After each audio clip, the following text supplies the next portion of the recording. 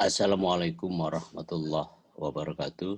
Jumpa lagi dengan saya dalam materi kuliah sistem dan regulasi pemilu untuk program tata kelola pemilu kerjasama antara KPU dan Universitas Diponegoro Semarang atau Magister Ilmu Politik Departemen Politik dan Pemerintahan FISIP Undip. Kali ini saya akan menghantarkan kajian kita bab 3 mengenai sumber-sumber konstitusionalitas pemilu, terdiri atas 3 isu yang ingin saya sampaikan. Yang pertama adalah sumber hukum pemilu lingkup internasional. Yang kedua, konstitusi negara kita, sumber-sumber konstitusi di negara kita terkait dengan urusan pemilu.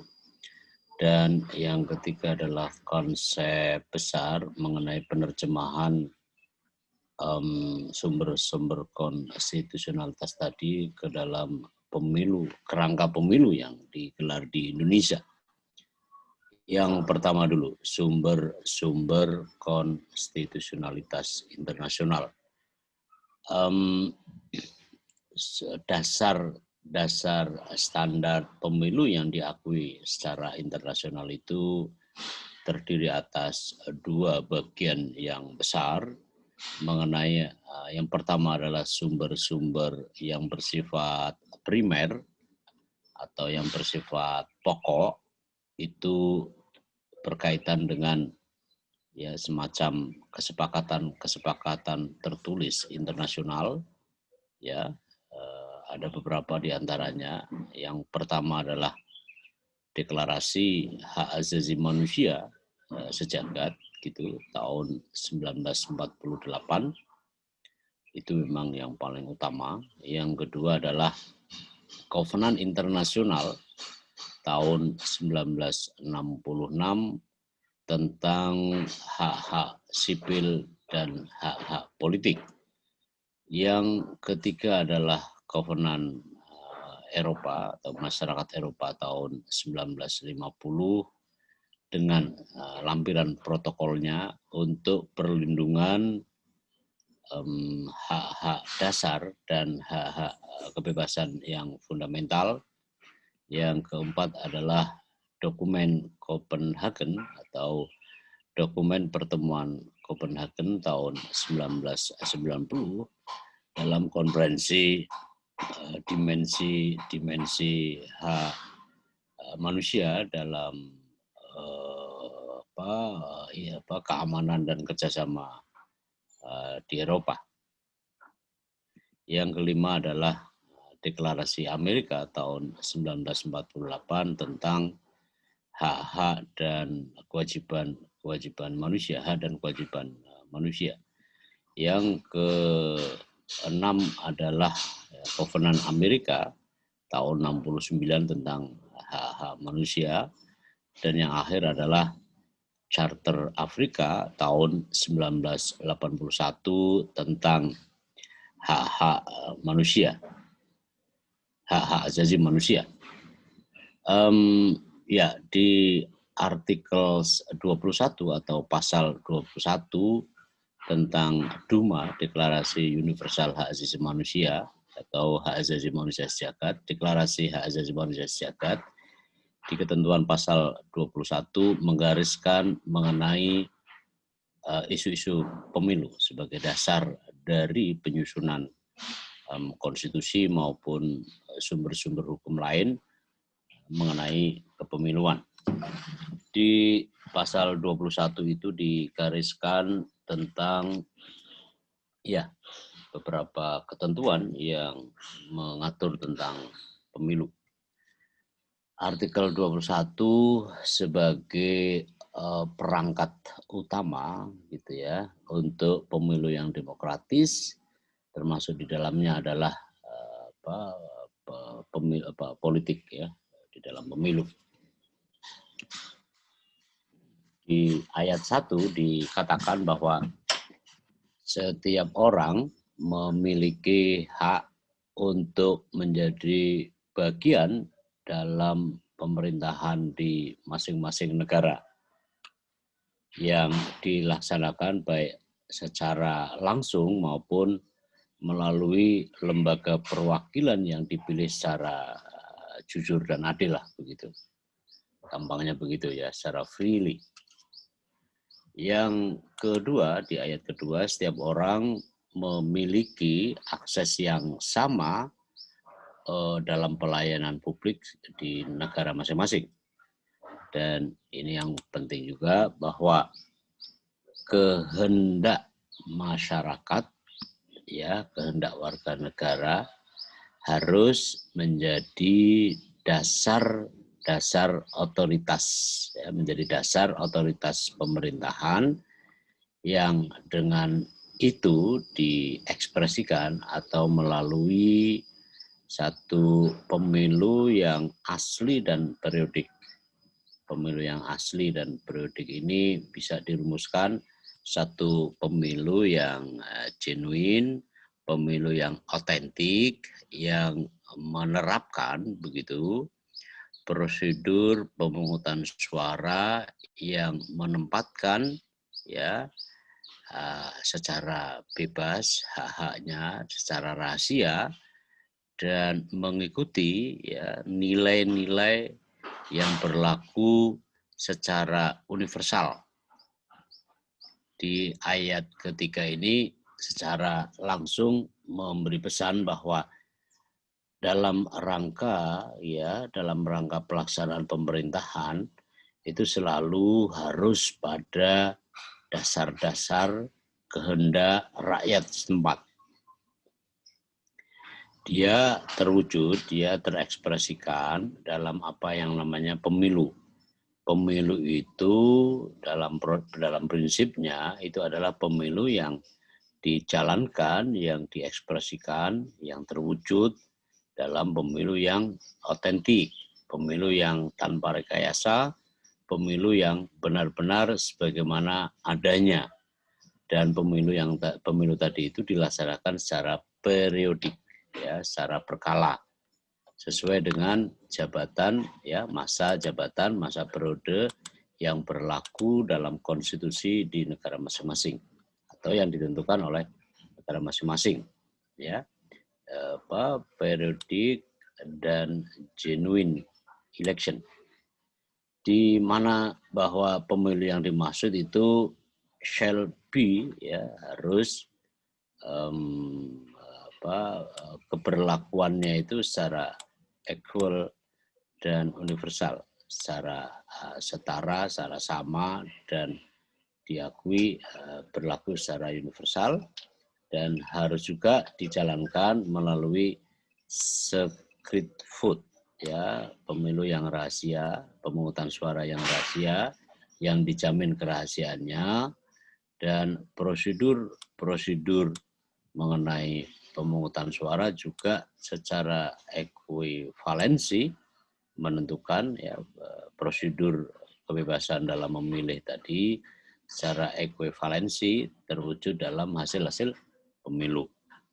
Nah, artikel 21 ini memang lebih konkret di dalam merumuskan mengenai standar pemilu yang berlaku dan diakui sebagai bagian dari kesepakatan masyarakat internasional, kesepakatan masyarakat beradab di muka bumi ini. Saudara, bahwa kita juga sebagian besar diantaranya telah menerapkan dan bahkan secara spesifik yang nanti juga saya akan jelaskan pada bagian-bagian berikutnya bahwa deklarasi hak asasi manusia ini juga sudah diratifikasi ke dalam sistem hukum kita, antara lain dengan diundangkannya Undang-Undang Hak Asasi Manusia yang nanti saya akan singgung barang sedikit. Nah, selain primary source juga adalah supplementary source, ya. Ini semacam kerangka hukum yang mempertimbangkan yang memuat mengenai dasar-dasar tambahan dalam statuta-statuta internasional dan diadopsi menjadi bagian dari prinsip-prinsip universal yang berlaku atau diterapkan di sebuah negara. Nah, sumber-sumber tambahan ini terdiri atas yang pertama, laporan final berbagai misi pemantauan pemilu internasional maupun domestik yang tersedia. Jadi kalau ada pemilu, ada laporan dari misi internasional maupun domestik, harus menjadi bahan tambahan yang tidak bisa diabaikan begitu saja dalam apa pemilu yang berstandar internasional. Pemilu yang keberlakuannya menjalankan prinsip-prinsip universal yang diakui oleh masyarakat beradab. Yang kedua, ketentuan-ketentuan instrumen internasional yang mengikat satu negara. Ketentuan internasional, ketentuan instrumen internasional yang mengikat satu negara. Tentu kata terikat ke suatu negara itu juga menunjuk pada apakah suatu negara itu sudah memiliki ratifikasi atau sudah melakukan ratifikasi yang seluruhnya tadi itu berkenaan gitu ya, berdampak pada undang-undang pemilu yang dibuat oleh negara itu. Di situ poin pentingnya. Yang ketiga, model kode etik mengenai pemilu yang dikembangkan organisasi internasional, lembaga pemerintah maupun lembaga non-pemerintah. Itu harus juga jadi adopsi untuk menyatakan keberlakuan universalistiknya satu pemilu yang digelar oleh negara masing-masing, yang terutama yang terikat dengan hak asasi manusia atau deklarasi hak asasi manusia tahun 1948 dimaksud. Nah, saudara, keterangan umum yang bisa saya sampaikan bahwa pengaturan pemilu diserahkan kepada masing-masing negara. Ingat ya, pengaturan pemilu diserahkan kepada masing-masing negara. Pengaturan pemilu diserahkan kepada masing-masing negara. Kendatipun demikian, standar pemilu internasional menekankan pentingnya penerapan ketentuan hukum yang bersumber dari sumber-sumber primer dan sumber-sumber tambahan tadi ya, berkaitan dengan ini. Dan juga adalah berlaku keterangan pokoknya atau sumber-sumber pokoknya. Itu.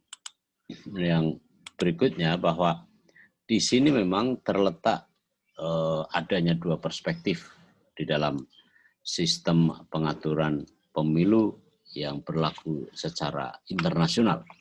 Ada dua perspektif itu, mari kita lihat. Bersifat universalistik. Maksudnya adalah dalam batas minimal suatu negara mesti mengadopsi kedua sumber hukum primer dan hukum sumber sekunder atau tambahan tadi itu. Yang berikutnya bahwa bersifat partikularistik, ialah bahwa penerapan kerangka hukum pemilu di suatu negara itu juga merefleksikan mengenai adanya fakta-fakta, kenyataan budaya, kenyataan politik, sosial, dan faktor-faktor lain yang bersifat khas. Ya, bersifat khas itu artinya khusus terjadi maupun berlaku di negara setempat. Sedangkan universalistik seperti yang tadi saya singgung, itu lebih mencerminkan bahwa betapapun ketentuan peraturan perundang-undangan memungkinkan adanya sifat kekhasannya, tapi dalam segi-segi yang bersifat universalistik, suatu pemilu tidak bisa mengesampingkan dua soal ini. Ya. Terlebih kita juga sudah terikat ya, ketika menjadi undang-undang. Nah, saudara-saudara, di bab kedua ya mengenai dasar hukum konstitusionalitas kita, ada bab 7B tentang pemilihan umum yang tercantum di Undang-Undang Dasar 1945. Bunyinya begini, yang pertama, pemilu dilaksanakan secara luber dan jurdil setiap 5 tahun sekali. Kata-kata luber dan jurdil itu artinya adalah bahwa pemilu itu dilaksanakan dalam jangka waktu berkala yang dalam jabatan penyelenggara negara di Indonesia berlaku pada 5 tahun sekali, yang dipilih berdasarkan 5 tahun sekali. Menurut asas apa? Menurut asas langsung, umum, bebas, rahasia, jujur, dan adil. Kata-kata atau sejarah rumusan luber dan jurdil ini pada kesempatan setelah ini saya juga akan singgung. Nah, yang kedua, kerangka pemilu konstitusionalitas kita sebagaimana maksud di Undang-Undang Dasar 1945 juga memuat mengenai tujuan pemilu. Tujuan pemilu adalah untuk memilih anggota DPR. Anggota DPR RI, kemudian DPD RI, ya. Kalau DPR RI itu lebih mewakili gitu, mewakili representasi politik gitu, politik. Kalau Dewan Perwakilan Daerah mewakili kepentingan daerah. Jadi kalau yang pertama berdasarkan fungsionalitasnya, yang kedua berdasarkan teritorial daerahnya. Di samping itu, pemilu tahun 2004 sebagai pengejawantahan dari ketentuan pasal 7B bab pemilu itu juga memilih presiden dan wakil presiden. Ya, lalu memilih Dewan Perwakilan Rakyat Daerah, baik daerah provinsi maupun daerah kabupaten strip kota. Nah, ini jika yang pertama mengenai sifat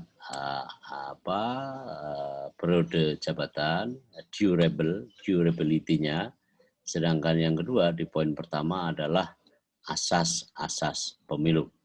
Di ayat kedua itu adalah tujuan pemilu, ialah untuk memilih para penyelenggara negara, ya baik di level pusat maupun di daerah. Nah, ini penting untuk kita sadari, ya, karena memang ini pedoman ya, tujuan dari pemilu kita. Yang ketiga, ayat ketiga, peserta pemilu untuk memilih anggota DPR RI dan DPD RI adalah partai politik. Partai politik ini bisa mewujud dalam dua bentuk. Partai politik yang mandiri, artinya seseorang misalnya dalam pilkada maupun dalam pilpres bisa memilih, maka peserta pemilu untuk pilih anggota DPR, DPD adalah partai politik. Partai politik adalah sekelompok orang yang telah melalui pengujian di Kumham maupun di KPU, kemudian dinyatakan sebagai peserta pemilu dalam event pemilu pada umumnya. Tapi peserta pemilu adalah partai politik, ya, bahwa turunannya ada paslon, ada tim kampanye, ada IU, ada petugas kampanye, dan seterusnya. Tapi itu rumpunnya adalah rumpun peserta pemilu. Yang keempat, ya, ayat keempat disebutkan di sana bahwa peserta pemilu untuk memilih anggota Dewan Perwakilan Daerah adalah calon perseorangan atau dikenal secara populer sebagai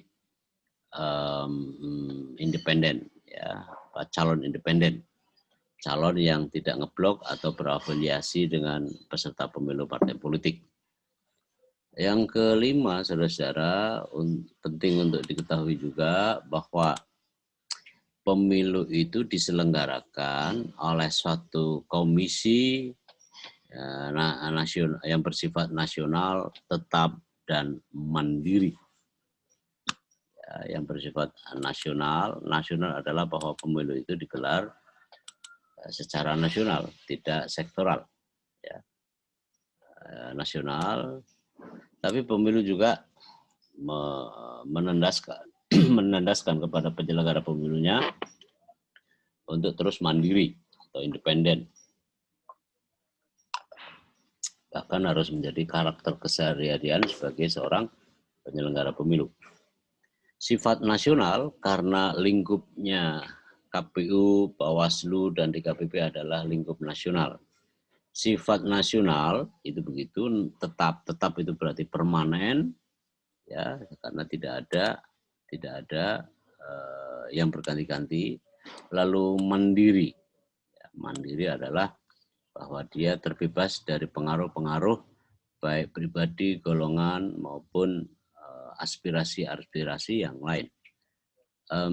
Saudara-saudara, perlu ditegaskan juga bahwa ketentuan lebih lanjut di dalam pemilu, terkait dengan pemilu, Undang-Undang Dasar 45 memandatkan kepada pembentuk undang-undang untuk membentuk undang-undang sebagaimana yang ada di ketentuan pemilihan umum Undang-Undang Dasar 1945. Nah, saudara, ketentuan kelima ayat di samping ini diputuskan ya dalam rapat paripurna MPR RI yang ke-7 tanggal 9 November 2001 dalam satu sidang tahunan MPR RI tahun 2001. Itu. Nah, bagian kedua dari perubahan ketiga ini memuat pokok-pokok sistem penyelenggaraan pemerintahan yang berlaku di Indonesia. Ayat 1 mengatur mengenai asas-asas pemilu. Ayat kedua mengatur tujuan pemilu. Ayat ketiga pengaturan mengenai peserta pemilu dan partai politik. Yang keempat, peserta pemilu perseorangan atau calon independen tadi itu, serta juga sebagai isu strategis. Nah, ayat 5 itu membahas mengenai lembaga penyelenggara pemilu, LPP. Ayat ke-6-nya adalah sumber mandat untuk mendesain manajemen pemilu, ya, itu berada di tangan sekretariat. Nah, saudara, pengaturan pemilu selengkapnya ditentukan oleh pembentuk undang-undang, dan eksperimen pertama pembentukan undang-undang ini adalah ketika tahun 2004 saat menggelar pemilu, itu memang menarik perhatian. Eksperimen pertama tahun 2004 itu adalah undang-undang pemilu yang dijalankan dengan ketentuan baru, undang-undang dari 1 hingga 6 ayat ini, bab pemilihan di bab ke-7B. Nah, saudara, pemerintah daerah itu juga memiliki otoritas dalam proses regulasi ini. Ya, proses regulasi ini yang sedang akan kita lihat bahwa Negara Kesatuan Republik Indonesia dibagi atas daerah-daerah provinsi dan daerah kabupaten kota, yang tiap-tiap provinsi maupun kabupaten serta kotanya tadi mempunyai pemerintahan daerah yang diatur dengan undang-undang. Pemerintah daerah provinsi, kabupaten kota, dan mengatur dan mengurus sendiri urusan pemerintahan menurut asas otonomi daerah yang lebih luas. Pemerintah daerah provinsi, kabupaten kota memiliki DPRD yang anggota-anggotanya dipilih melalui pemilu. Jika tidak ada melalui pemilu, ya maka tidak boleh digelar. Kalau kemudian tokoh-tokoh informal itu mendiskusikan bahwa hubungan antara teks dan konteks di dalam hasil karya yang merupakan derivasi dari Undang-Undang Dasar 1945 maupun peraturan perundang-undangan lainnya harus tetap disertakan, dipelajari. Berikutnya bahwa gubernur, bupati, wali kota masing-masing sebagai kepala pemerintahan daerah provinsi, kabupaten, kota, dan kota lainnya dipilih secara demokratis. Kata-kata demokratis ini saya rasa perlu diperdalam lagi. Pemerintah daerah adalah daerah menjalankan otonomi seluas-luasnya kecuali pemerintah yang oleh undang-undang ditentukan sebagai pemerintah pusat. Pemerintah daerah adalah berhak menetapkan peraturan daerah dan peraturan-peraturan hukum lainnya ya dalam melaksanakan otonomi dan tugas pembantuan, tugas medebewin. Susunan dan tata cara penyelesaian pemerintahan daerah diatur di dalam undang-undang tersendiri.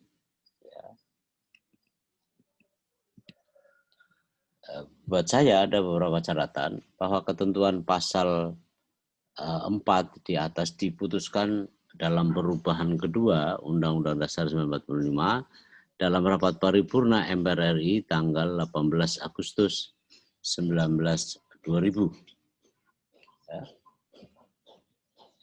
Ketentuan ayat 4 di atas juga didasarkan atas Deklarasi Hak Asasi Manusia yang terus terang saja Indonesia lebih baik dari proses itu dibandingkan dengan negara-negara lain. Kendati pun di sejumlah negara lainnya itu tidak mampu dikejar, tetapi pusat pertumbuhan dan perkembangan masyarakat dalam bidang ekonomi itulah yang kemudian membuat kita makin yakin bahwa keadaan ya pemilu itu bagian dari alat komunikasi dan tepat kiranya ketika Dr. Nanang menggagas mengenai masalah itu karena tidak lain dan tidak bukan adalah supaya dasar-dasar konstitusionalitas penyelenggara pemilu di Indonesia cukup meyakinkan. Nah, mengandung perdebatan ya peraturan ini atau sumber konstitusi ini mengundang perdebatan saat pilkada, ada bagian dari rezim desentralisasi pemilu, ada juga yang mengatakan dari rezim pemilu. Mana yang benar silakan dikontak Bawaslu. Nah, pengaturan pilkada itu diatur lebih lanjut dari Undang-Undang Pemerintahan Daerah. Ya, ini hierarkis hukum yang berlaku secara Indonesia sampai hari ini.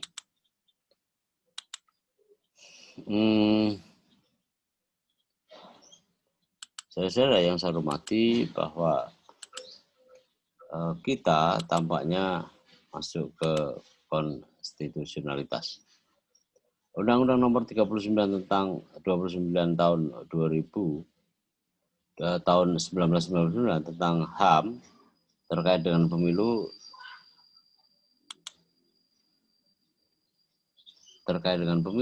pasal 23 ayat 1 bahwa setiap orang bisa untuk memilih dan menggunakan hak memilihnya di TPS tentu saja.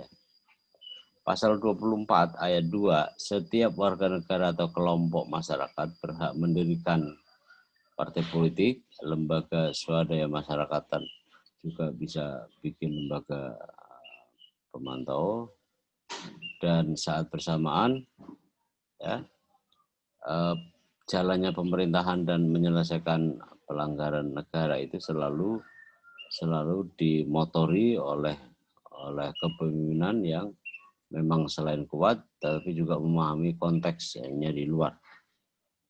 Ya, karena itu menyangkut masalah kebajikan. Pasal 46 sistem pemilu mengatur jenis-jenis kepartean, pemulihan anggota dan badan legislatif sistem pemilu, kesepakatan pengangkatan di bidang eksekutif, yudikatif harus menjamin keterwakilan perempuan sesuai dengan 30%. Saudara, kita masuk ke hak asasi manusia. Undang-undang HAM ini memiliki potensi penting. Pertama adalah terbit dalam satu situasi ketika tuntutan reformasi sangat menguat akrobatnya, adanya penyelenggara pemerintahan terutama di Aceh, Papua, dan Timur Timur. Lalu ia juga bagian dari proses-proses itu. Yang ketiga, standar pemilu yang berlaku secara internasional. Komunitas pemilu internasional menyepakati perlunya kerangka hukum yang bersumber dari ketentuan-ketentuan primer dan tambahan di atas ke dalam dasar-dasar penerapan demokrasi pemilu di Indonesia.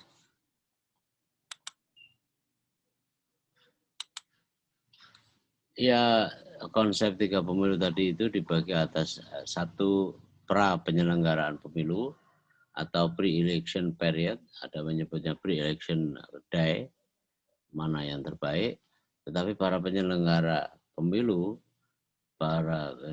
dituntut untuk bekerja lebih keras lagi. Karena memang kondisi sekarang sudah sangat berubah. Nah, pre-election period ini terdiri atas tahapan-tahapannya, kemutahiran datanya, data atau dasar pemilih, dan seterusnya, jumlah TPS-nya, yang seluruhnya itu berdampak pada kinerja lain.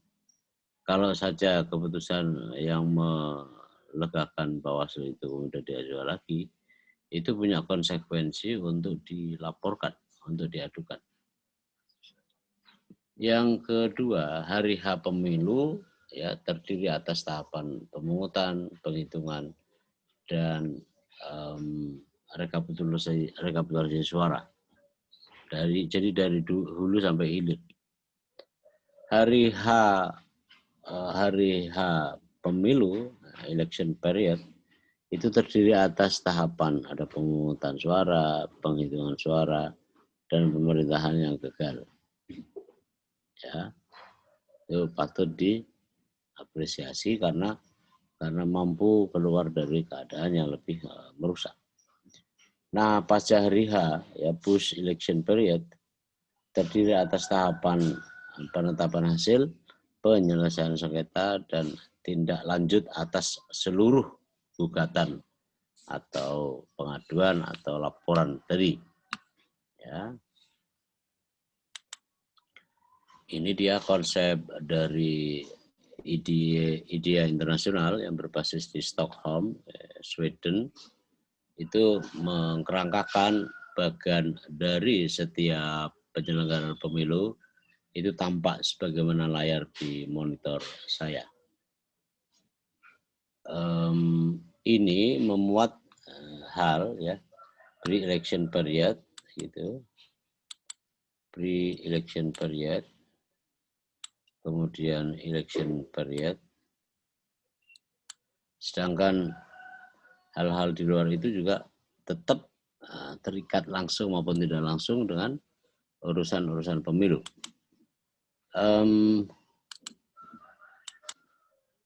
Penting juga untuk saya sampaikan bahwa yang namanya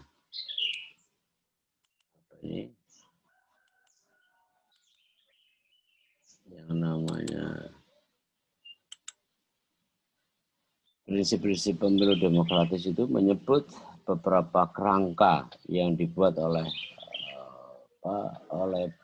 badan legislasi yang memang diberi kewenangan untuk itu.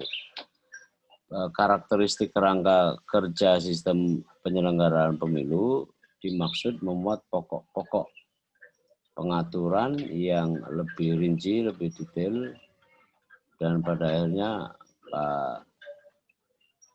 akhirnya dalam mengikuti materi kuliah ini ada juga yang kemudian merasa nggak srek gitu, lalu dia pindah jurusan maupun pindah program studi maupun pindah antar departemen. Sistem penyelenggaraan pemilu di atas tadi paling tidak terdiri atas unsur-unsur strukturalitas pemilu, terdiri atas adanya bukti badan penyelenggara pemilu, aturan rinci batasan tugas, wewenang dan kewajiban, serta kode etik yang menempatkan pemilu sebagai prioritas. Tapi bagi negara-negara yang ingin menjaga reputasinya itu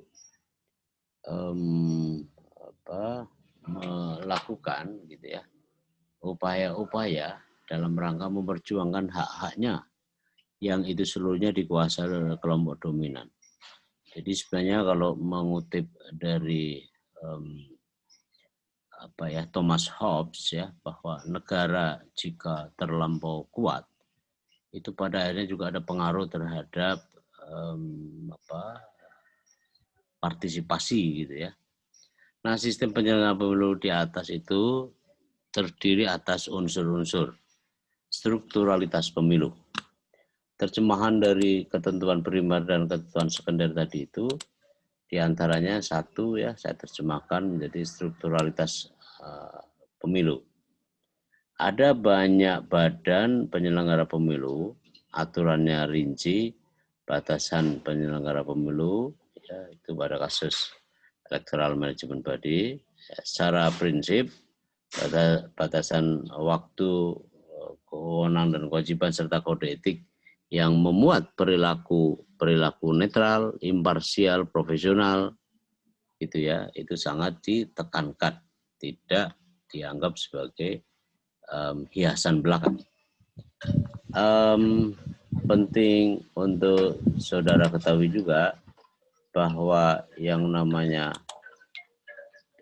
proses pilkada ini ya harus menyertakan juga ya peserta pemilu, ya, kandidat, kontestan, nominasi, aturan rinci mengenai hak dan kewajiban dan yang memungkinkan keterlibatan secara langsung di daerah, termasuk di pusat.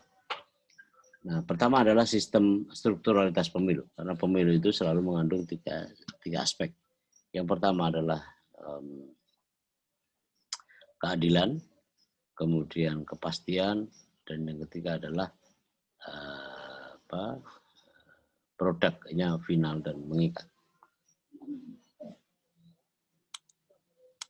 Nah, pemilih kalau ada badannya sudah ada, peserta pemilu juga sudah ada, pemilihnya juga tidak tahu kayak kenapa dia pergi jauh-jauh, tetapi akhirnya akan merupakan bagian dari penyelenggaraan pemilu yang lebih berkualitas.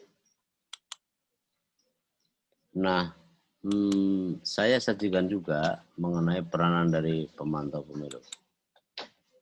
Pemantau pemilu itu sangat banyak di sana. Di tempat-tempat tertentu, ya karena kekayaan alamnya lah, sehingga pilkada itu lebih dinamis.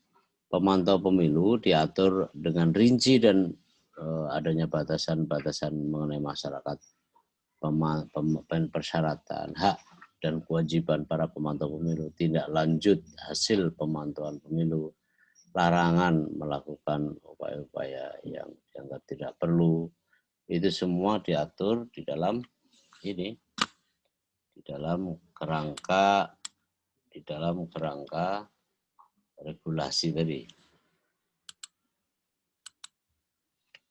Yang kedua, institusi penegak keadilan pemilu electoral justice system, yakni badan-badan atau unit atau lembaga penegak hukum itu diatur dengan jelas tugas dan wewenangnya. Lembaga yang menegakkan mandat keadilannya kepada Bawaslu. Pada masa-masa sebelum ini tampaknya KPU maupun Bawaslu masih setengah-setengah di dalam apakah akan melakukan pilkada sebagaimana seorang gimana satu keadaan itu bisa dibicarakan secara dengan akses yang sama. Kendatipun kalau 1.000 orang untuk bisa menemukan titik mufakat tertentu, maka itu luar biasa sebenarnya. pemerintah diatur, ya, keterlibatan pemerintah dalam pemilu diatur melalui rincian peranan pemerintah sebagai pelaksana dari fungsi fasilitasi dan administrasi di satu sisi, dan batasan-batasan alasan untuk mencegah dari kemungkinan itu tadi gambaran mengenai kita mengenai tugas itu diatur secara lebih detail di bagian-bagian yang nanti akan dipersiapkan oleh penyelenggara pemilu. Aparat keamanan diatur dengan rincian bahwa aparat keamanan memiliki batasan-batasan tugas dan wewenangnya dan prinsip-prinsip netralitas, imparsialitas, dan memenuhi hak asasi manusianya. Manusia, media massa, organisasi institusi masyarakat sipil, lembaga survei, dan para pemangku kepentingan lainnya diatur hak dan kewajiban serta gitu ya, serta memedomani terhadap ya, memedomani terhadap kode etik penyelenggara pemilu. Yang keempat, saudara, prinsip terbaik dari pemilu, ada alasan luber dan jurdil, ialah pemilu yang langsung, umum, bebas, dan rahasia. Integritas pemilu, electoral integrity, yakni sebagai pesan dari apa yang kita terima, maka memang itu menjadi dasar, ya. Luber dan jurdil menjadi dasar, integritas pemilu apalagi, karena dua-duanya juga lahir dari yang sama. Yang B, kalau yang tadi strukturalitas adalah A, yang sekarang yang B. Keberadaan lembaga penerbit semacam ini, ya kadang-kadang melalui proses yang dilema. Tapi bagi mereka yang sukses, artinya mampu jatuh bangun dalam usaha itu. Nah, itu kira-kira yang akan saya sampaikan. Kode etik penyelenggara pemilu, Code of Conduct, memberikan tahapan kewarganegaraan, ya, dan kode etik penyelenggara pemilu.